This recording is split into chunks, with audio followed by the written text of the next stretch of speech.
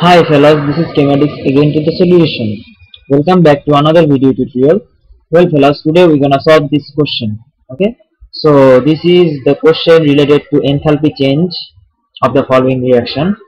So we're gonna solve a problem related to enthalpy change. So let's get started. So at first let us read this question. The question says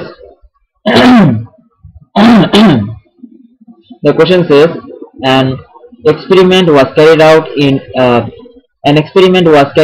measure the enthalpy change of the following reaction. So this is the reaction. This is the equation given. This is the chemical equation given for this reaction. Okay. So here 50 cm cube of hydrochloric acid was mixed with 50 cm cube of sodium hydroxide solution. Each solution contained 0.1 mole solute. The temperature rise was this much. Okay. So here we can see that a formula is given, an equation is given. So energy transfer is equals to mass of solution multiplied by 4.2, which is specific heat capacity of this solution, of the corresponding solution, change in temperature. Okay. So this is the specific heat capacity.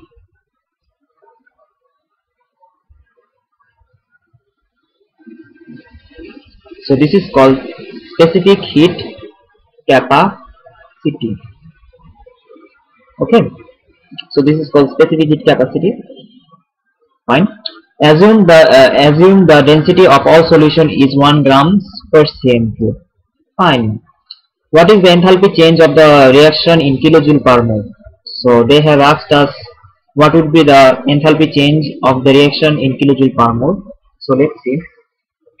So here let us analyze the information that is given over here. So here we can see that this is the reaction between hydrochloric acid and sodium hydroxide.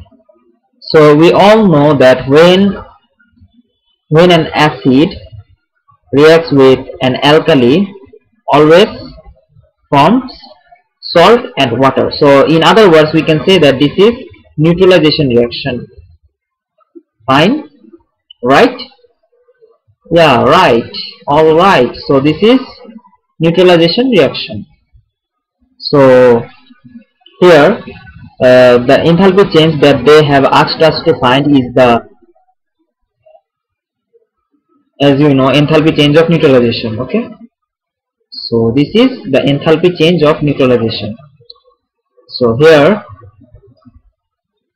it is the enthalpy change of neutralization, which is denoted by del H Newt. So this enthalpy change is the enthalpy change of neutralization in short. So this del H value would be del H Newt, since salt and water is formed. Since salt and water is formed over here, so this del H value should be del H Newt, enthalpy change of, in other words, this is enthalpy change of neutralization. Okay. So now let's see here.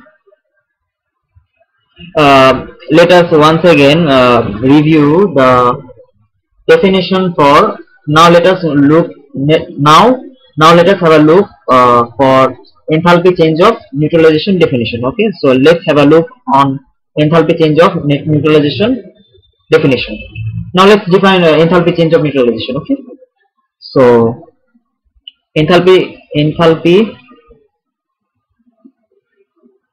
of neutralization. Okay,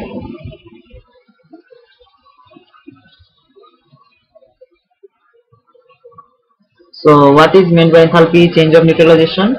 So it is the energy released. It is the energy released when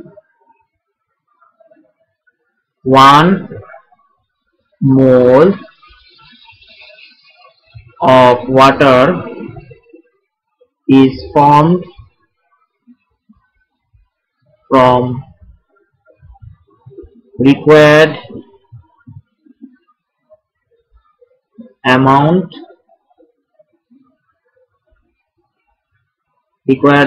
of acid and alkali.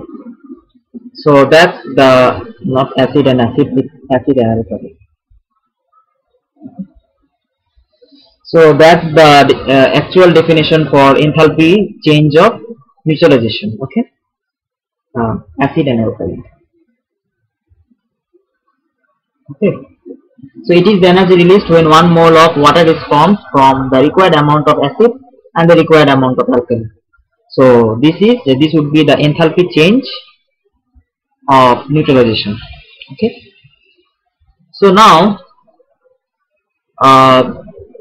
let us examine this thing. So in here, energy transfer would be equal to mass of solution multiplied by 4.2 into change in enthalpy, change in temperature multiplied by change in temperature.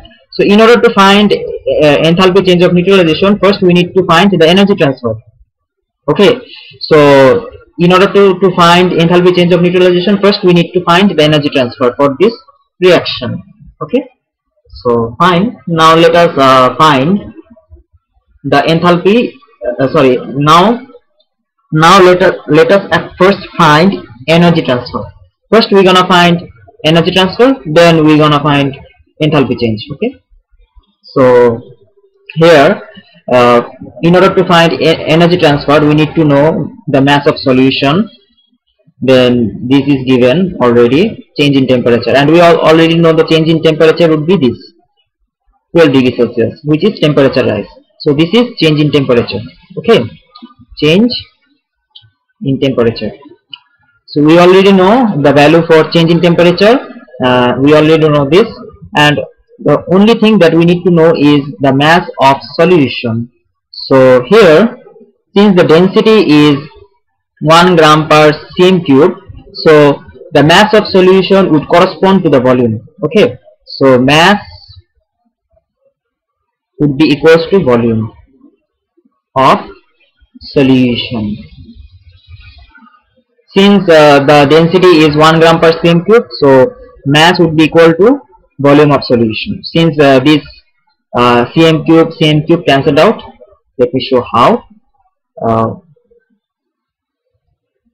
Suppose volume is V cm cube multiplied by 1 gram per cm cube. Since this is negative, this is positive, then this gets cancelled out, and the only thing we have left here is V gram. As simple as that. Okay, so this is for the solution. For this particular solution, since the density is 1 gram per cm cube, so mass would correspond to volume of solution. Okay, so total volume of solution. Okay, so here mass would be equals to total volume of solution. Sorry, this should be total volume of solution. So now let us at first find energy transfer. Let us denote this as E. Okay, so E would be equals to total volume. The total volume of this solution is 100, which is 50 plus 50 is equals to 100 gram. Okay, multiplied by 4.2. Let us substitute the values. Here the mass of solution is equals to the total volume of solution. Since the mass of solution is equals to total volume of solution, so this should be 50 plus 50, which is 100 gram. Okay, and we're gonna write this thing, specific heat capacity multiplied by change in temperature. In this case, change in temperature would be 12, positive 12. Okay, so here if we calculate, we're gonna find this as, no, we don't need to calculate, since they have written here like that, so we don't need to calculate. We have just find the value for E. Okay, the upper portion is E. Now what we gonna do, okay, let me simplify this thing. If we simplify, we gonna get 100 multiplied by 4.2 into 12, which is E. Okay. Now let us find number of moles of water. Since according to the definition, enthalpy change of neutralization is the energy released when 1 mole of water is formed. So in order to find the enthalpy change of neutralization, we need to find the number of moles of water. Since this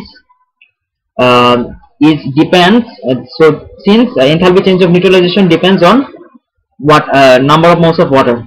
Since enthalpy change of neutralization depends on number of moles of water, so we need to find number of moles of water to convert this into 1 mole of water. Okay, so at first let us find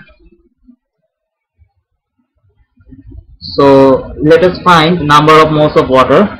So number of mole of water. Okay, so number of mole of water would be 0.1 mole. Okay, so let me tell you why. Since here another information is given, each solution contained 0.1 mole solute. Okay, so this is given. So here each of them, this is 0.1 mole sodium hydroxide, in this case is 0.1 mole, and here 0.1 mole. So these are the solute. Okay, so here each of them would be 0.1 mole. Okay, so according to the mole ratio, so this is 1:1. The mole ratio of sodium hydroxide is to hydrochloric acid is 1:1, and the mole ratio between sodium hydroxide is to water is 1:1. So if we relate sodium hydroxide with water, then we're gonna get 0.1 mole. Since the mole ratio with sodium hydroxide with water is 1:1, this goes same with hydrochloric acid, since the mole ratio is 1:1 with respect to hydrochloric acid and water. Okay, just like that. So the number of mole of water would be 0.1, since the mole ratio is 1:1. Okay, fine. Since we have found out the number of moles of water, which is 0.1 mole, now we can easily find the enthalpy change of neutralization, which would be this energy divided by number of moles of water. So the energy would be 100 multiplied by 4.2 multiplied by 12, which is the temperature change. Okay, so this upper thing is energy. We are dividing energy with number of moles of water, then we're gonna find enthalpy change of neutralization. Okay, all right. So here we're gonna divide this with 0.1. Since this is in joule, okay, since this is in joule, we need to convert this into kilojoule, since the unit for enthalpy change is kilojoule per mole. So in order to convert this into kilojoule per mole, we must divide this energy by 1000. Okay, since 1 kilojoule would be equals to 1000 joule. As simple as that. So that is why we are dividing this energy with that is why we are dividing this energy with 1000 in order to convert this into kilojoule. The unit for this energy is joule. Since the unit for this energy is joule, so that is why we are dividing this with 1000 to convert this into kilojoule. That's it. So since this is in downward, so if we write like this, in the denominator there should be 1000, so that is why it should be 1000. Okay, so now let us match this expression with the option given over there. So this is the expression. Well, I have missed one thing. The sign. What should be the sign for this expression? So let us see.